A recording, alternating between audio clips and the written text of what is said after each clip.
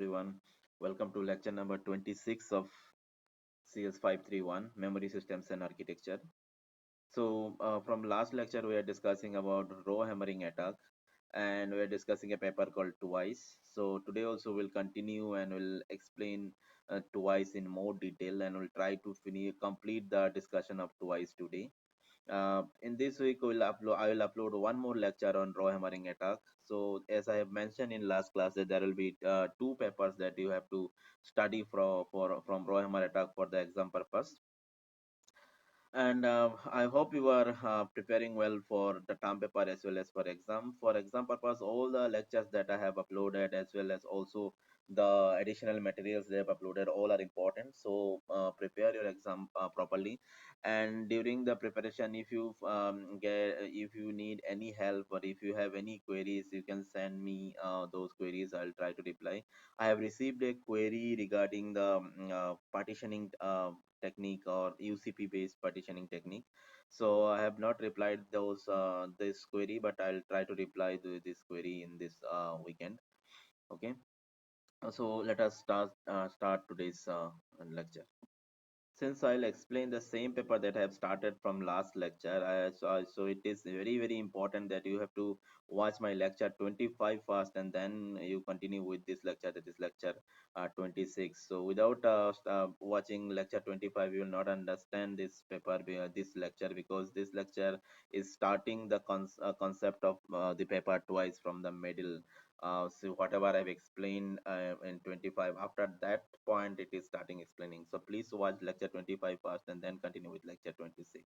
And I hope these basics are clear to you. This is the in row hammer attack. I'll not explain in detail. This is the aggressor row where a aggressive activation is performing, and if we perform aggressive activation here, and if the total number of activation is more than a threshold parameter, then it may flip the nearby rows, and these nearby rows are called victim rows. So these basic concept regarding row hammer attack should be clear, and these are the part of my previous lectures.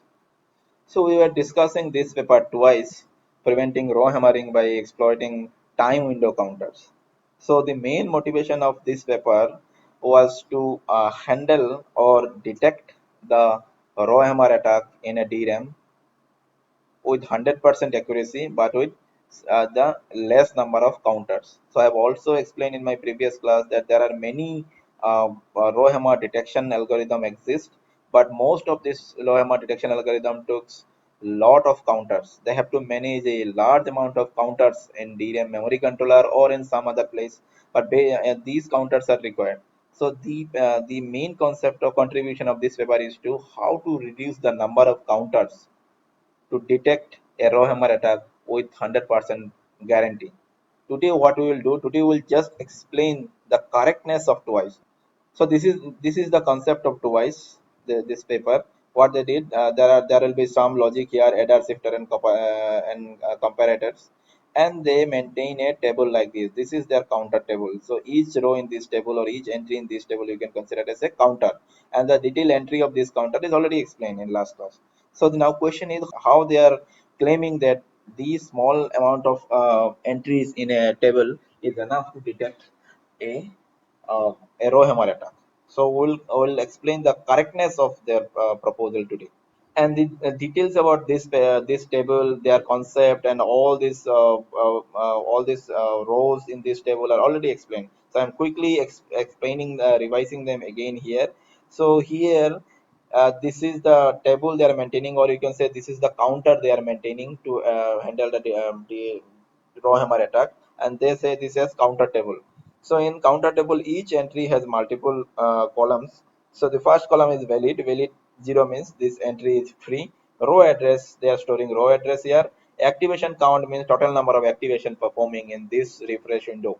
So this is the total, this is the actual counter, actually this is the actual counter. And live is the total number of pi. There is an interval they use called this pi, and this interval is same as refresh interval, this interval.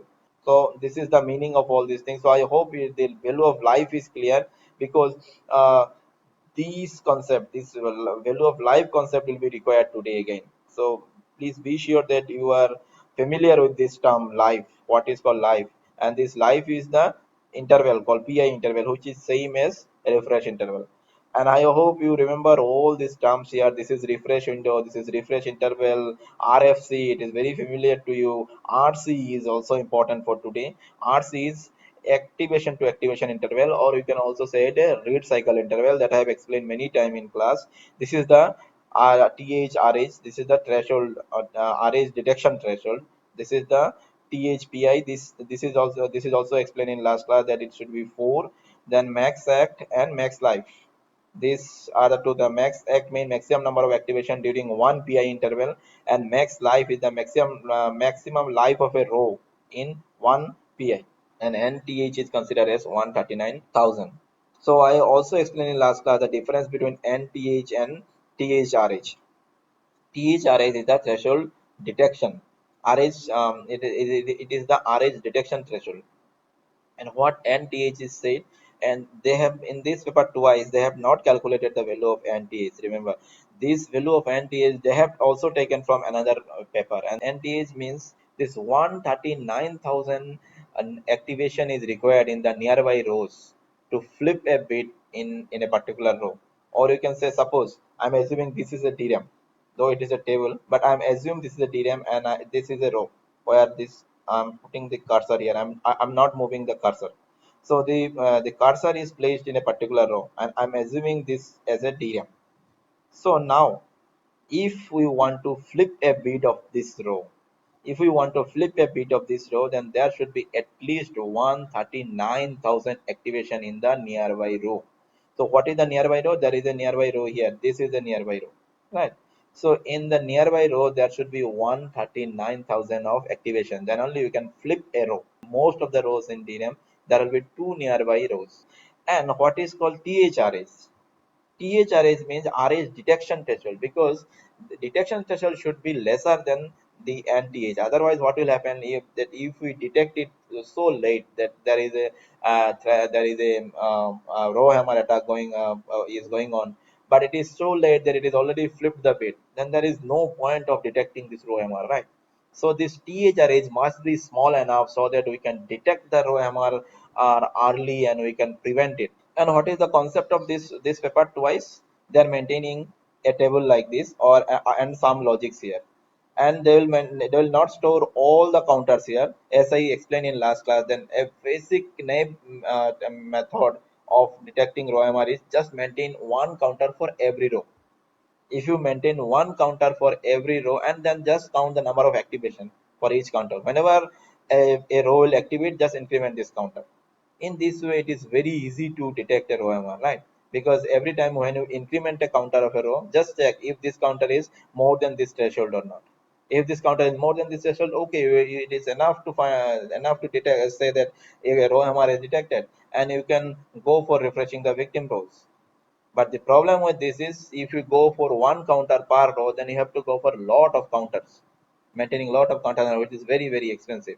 So the main concept of this paper is, it has been found that this is the refresh interval, or this is the refresh window. So within this refresh window, only limited number of row activation is possible, because every row activation needs some time. This time is called TRC. So based on this limited number of activation, it is not they found that it is not required to maintain a huge number of counters. Instead of this, what they said, they will use this counter table, and details of this counter table I've already explained today also. So now what they're saying, that the number of entries in this table will be very less compared to the total number of rows available in a DRAM. How they are maintaining it? They are only storing the most important or most recently activated rows here. The rows which are activated very far, or the rows which have no chance to become a aggressor row in future, they are not storing it here. So how they are doing it, that I also already explained, that whenever a new activation come for a row, they will enter it here. And first the value of activation count will be 1, and life will be 1. And after every time when you will increment this row, there will be another activation come for this row, they will increment it. But when they are removing this row from this table, they will not keep a entry of a row in this table for lifetime. They will remove it after some time. After every ending of every interval, means this interval. This is PI interval or refresh interval. Both are same. So when this bank is performing this refresh, at that time bank is blocked. So it will not do any normal operation. So during this time, what they will do here, they will perform some calculation, and based on this calculation from this table, they will remove some entries. Which entry they will remove? They will remove those entries which value is this value is maybe in next slide it is there. Yeah, in this slide I have explained it, that if any value is not satisfying this condition, they are removing it. What is this condition? Why I'm explaining this again today? Because this point is important for today also. This THPI is 4. THPI is 4 means on average in every refresh interval or in every PI interval, the total number of activation to a row must be 4 or must be THPI. If it is less than THPI, then we have to understand that there is no chance that this row will become a aggressor row in future, or this row is not a candidate for aggressor row for this particular case. If we say in this particular case now, from last six life or last six PI interval, this entry is in this table. Now we have to check here that whether should we continue play means continue this entry in this table, or we can remove this entry from this table. How? We'll check it that if 6 into THPI, 6 into THPI is 4. This 6 into 4 is 24. So a par interval we need 4, and there are 6 interval already executed. So now 6 into 4 is 24. So if there is any chance for this row to become an aggressor row, then at this point the total number of activation must be more than 24. If it is less than 24, then there is no chance that this row will become aggressor row in future. But you can see the total number of activation count for this row is 23. So there is no chance. So this is not a candidate for aggressor row in future. So you can remove this entry. So all these things explained in last class. There is a detailed example I have explained. This example I am not explaining it again. I hope you revise it, and then we'll go for the next slide. Why I'm explaining again all these things? Because today in this lecture we will try to prove the correctness of this method, whatever they explain in this paper twice. So if we don't know the exact methodology of this paper, then how we will prove the correctness? And we will not understand anything when I will discuss the correctness part of this paper. That's why I'm explaining it again, and I'm forcing you to understand this part first. If you are not understanding this concept, don't go to the next slide, or don't go and don't continue with today's lecture. Watch my previous lecture and try to understand this example. What the first thing that we want to prove here is that the number of activation to a particular row in a refresh window cannot exceed RS threshold without being detected by twice. This is the logic of twice. This is the logic part, and this is the counter table. So this is the complete concept of twice. So what we have to prove first, that there should not be any row in a refresh window which total number of activation exceed the RS threshold. What is RS threshold? This is RS threshold, and without detecting by twice. Why we need to prove this? Because if there is a row whose total number of activation exceeds this RS threshold without detecting by this table, then it is a problem here, and this is a error in this concept, because there is a aggressor row which is bypassing this table and attacking a particular row. So a row hammer attack may possible in presence of twice. So this should not be happen. That's why if there is a row which a total like number of activation within a refresh period is which crossing this limit, then that row must be detected by this table.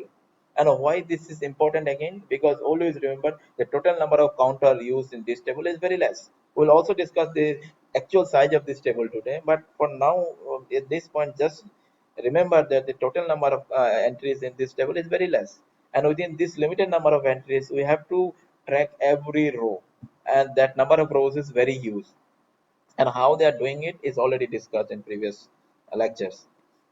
So that we have to prove here. So consider that the total number of, or the maximum number of activation to a row over a refresh window without detecting, without track by twice table is this count not track.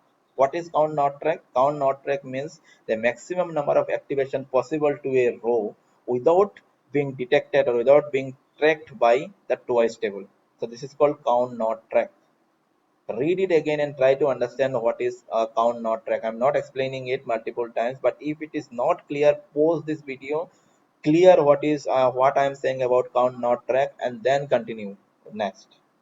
Now if twice keeps a row in its counter table, if the twice keeps a row in the counter table, if total activation, this activation, for example, this activation is more than life into THPI. The what THPI is? THPI is 4 for this. They for based on all this value. It may vary in design to design. If this condition is not true, then they are removing the entry from this row. So if that means if during any refresh interval, if this condition is true, that means that the entry of that particular row is in the table according to the concept of this table. So now if count not track means that the total number of counter of a row, activation counter of a activation value of a row which is not detected or traced by the table, that means this number of activation is performed in a row, but this row is not in the table. How is it possible? It will be possible only when the count not track value is less than this THPI into life. If this value, the count track, this value, the total number of activation is more than this, then obviously this value must be in this table. So in any case, if this value count not track, this value is not means this row is not detected yet, and the total count is count not track. That it means that the count not track, this value must be less than this. So, and we know this that the maximum value of life over a threshold window is this that I have already explained you.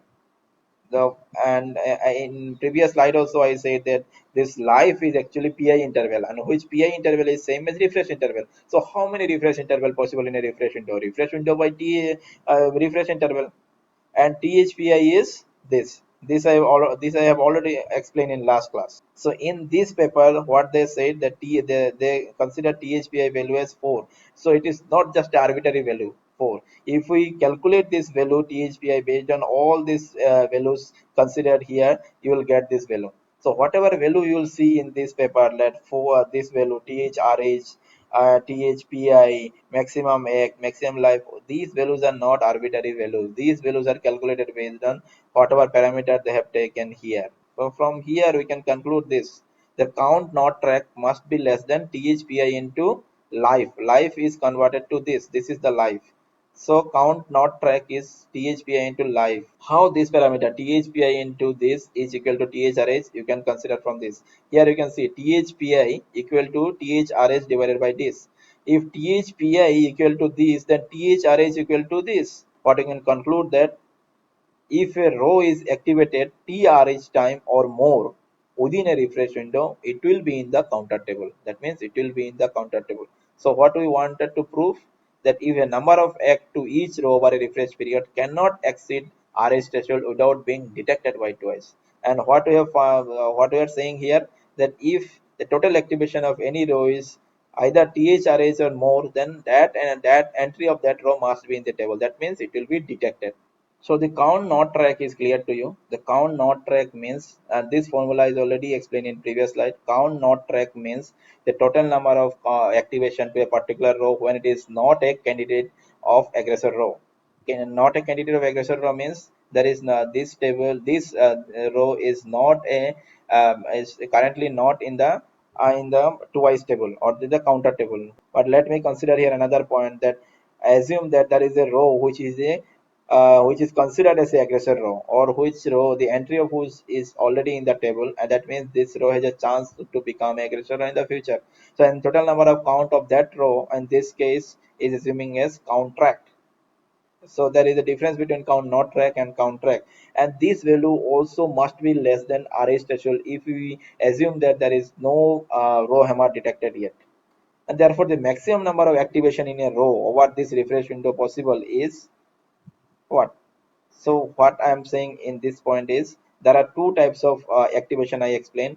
First activation I explained is count not track. When this is possible to a row, when this number of activation is possible without detecting that row by this twice table. That means this number of activation is possible to a row when the row is not a part of this table.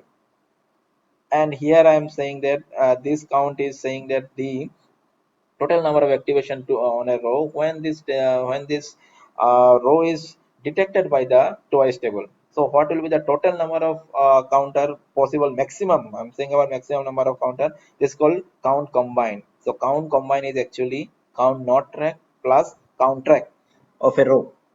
Count combined of a row will be count not track plus count track. This is the total number of activation possible, or we can say maximum number of activation possible per refresh window for a particular row. It will not be more than this. And both values count track and not count track must be less than threshold THRH. For this, which we have just mentioned here, that this value must be less than THRH if no RH is detected yet. So why we are this no RH detection is important, because we are trying to calculating the value of threshold. That means up to which point there will be no RH detection. That we are trying to find out, that up to which point there will be no row hammer attack, that the value of THRH, the moment it will exceed THRH, that should be a row hammer attack, possible row hammer attack. So if this is important, then this count track must be less than THRH if no RH attack is detected. So now this value is already less than THRH, that we have explained in last slide. And now we are saying that if you want that no row hammer should be detected, then this value must be less than THRH. So the count combined must be less than 2 into THRH. I hope it is clear. Now, the NTH value is 139 kilo, that I have already explained. I have also explained you the difference between NTH and THRH. So let me, and this is the same thing written here. So what is NTH? A row needs to experience 139,000 or more activation on its neighbor rows within a refresh window to have a bit flip. So if this is the row where you want to flip a bit, suppose you are an attacker and you want to flip a bit in this row, in this particular row, then there should be 139,000 activation within a refresh period required in its neighboring rows, either in this row or in this row. Total number of activation in this row plus this row within a refresh interval, or within a refresh window, must cross 139,000. So in this particular case, you can say this row has two neighbor rows.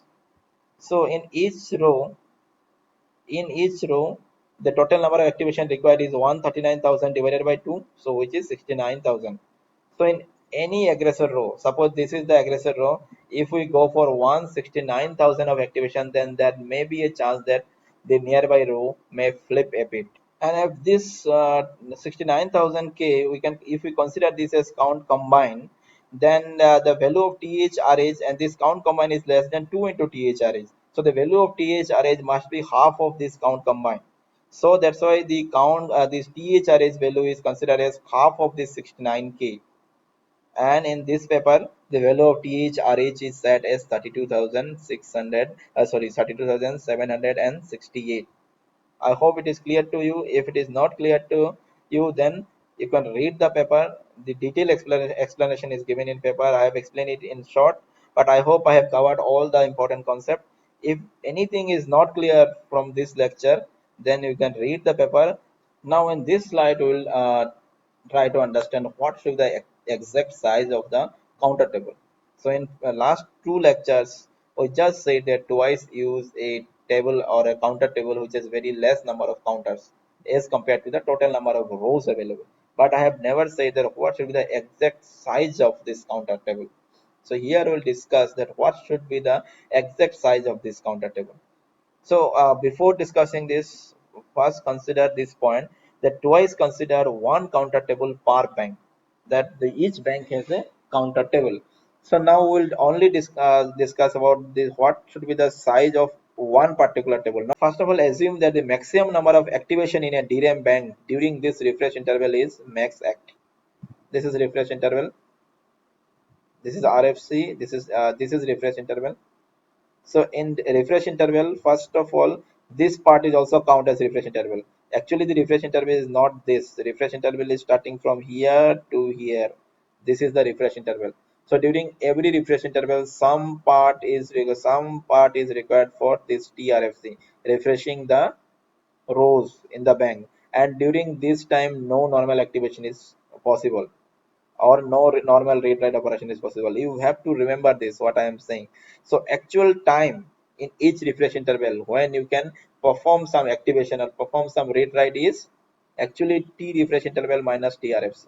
So what is max act? The maximum number of activation in a DRAM bank during refresh interval. What should be the value? Can you guess it? The value should be T refresh interval minus TRFC divided by what? Divided by TRC. This part is clear, right? In as I just explained that the total number of time during each refresh interval when you can activate a row is a refresh interval minus TRFC, and the time required for each activation is TRC. So total number of activation in a refresh interval is this value minus this value divided by TRC. So I hope it is clear to you. And now based on the parameter used in this paper, the max act is 165. So 165 number of refresh is possible during every refresh interval in a particular DRAM bank. So now we are discussing about that. Now what should be the size of this twice table, or the table they use in this paper. So the size, when we are calculating the size, it should be based on the worst case scenario. That means in worst case, when the maximum number of rows is need to be stored in this table. So whenever we are calculating the size, it should be the worst case scenario. So what are the valid entries possible in this table? There are two types of valid entries possible in this table. First entry is the entry of newly inserted row, newly inserted in the current PI. So what about the entries? Entries means, as I said in last class also, each row in this table is considered as an entry. And when we are entering an entry here, so each entry corresponds to a DRAM row.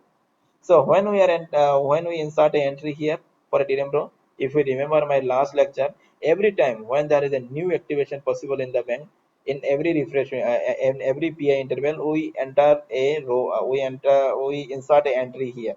For every activation, we insert an entry here, and so that's why in every PI interval there should be some fresh entry, right? There should be some fresh entry in every PI interval here. And what are the other entries? Other entries are those entries which are survived or which are here from other PI interval. So if you remember what I said, that after every PI interval, this table will perform some operation, and based on some operation, it removes some entry. So there are two types of entry possible. In every PI interval, there will be some fresh entries will come here. This is the first thing. And second is the entries which are coming from the previous interval. So this is saying here the entries identified as aggressor candidate in the previous PI. So now what do you think? What should be the values of this? Entries newly inserted in a current PI. What should be the maximum new entry possible in a current PI? Can you guess it? You can pause this video here and try to understand it. Then what should be these values? Entries newly inserted in a current PI. What should be the newly total number of new entries possible in a current PI in this table? Remember, this PI interval is same as refresh interval. I hope you can guess it correctly. It should be max act. How? Because this is the maximum number of activation possible, or the possible during a refresh interval. So if we assume that these maximum number of activation is performed distributed to different rows, that means every activation during this period is performed on a separate rows, then the maximum number of rows possible is this max act. That means maximum number of entries in new entries in this table is also max act. So in every PI interval, the new and maximum number of new entries possible in this table is max act, not more than this. And now this next point is how many entries possible here from or survive here from the previous lives.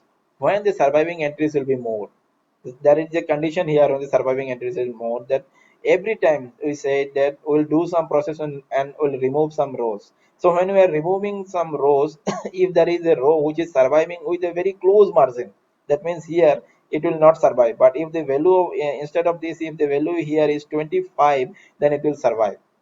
for the next life, that is life number 7. So if there is some if there is lot of rows which this which are surviving based on this low with very close margin, if this is the case, then there will be there is a maximum number, there will be more number of surviving rows possible in this table. How? Because this number of activation is distributing throughout these rows, and they are somehow means surviving with a very close margin. For example, when they for a particular for the maximum number of entries for life 2. So now if we say that maximum number of entry for life 2 is this max act divided by THPI. So life 2 means the life 2 means they have survived from the previous interval. And what if the currently if they are in life 2 in previous interval, what in which life they were in life number 1. They are in life number 1. And how many such row can survive? It is max act divided by THPI. Why max act divided by THPI? Max act is the total number of activation possible within a PI interval. This is the total number of activation. And as we said that one particular row is only survive if the average number of activation per PI is more than THPI. And this is that's why it is 1. This 1 is life into THPI. So for every row, if you want to survive, then this activation must be more than life into THPI, and life is 1 in the because current life is 2, so previous life is 1.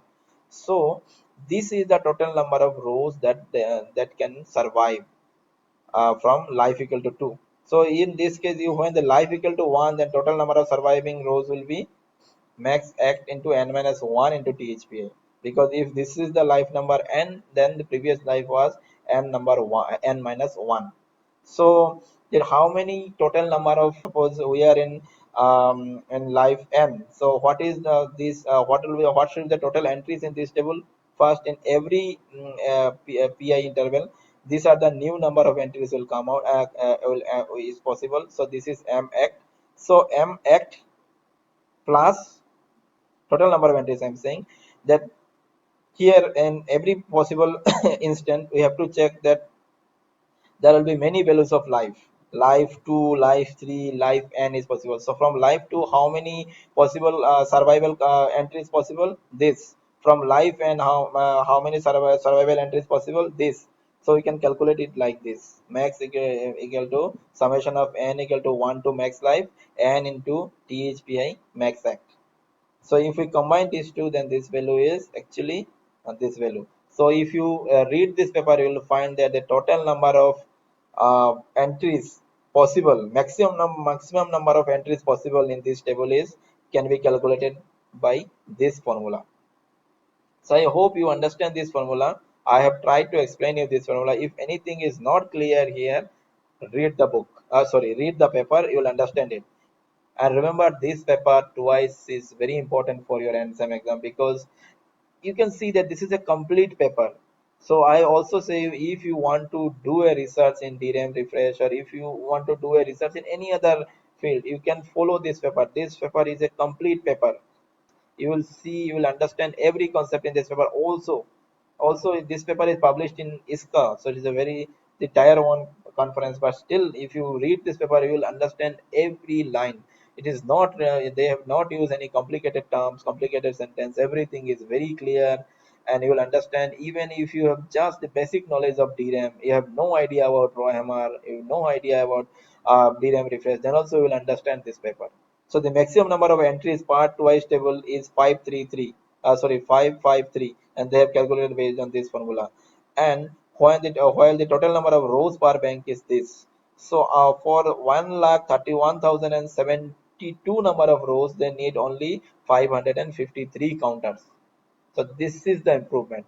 This part I am not explaining it, because so I want to make this lecture short, and this you will easily understand the location of this table. So this is the twice table.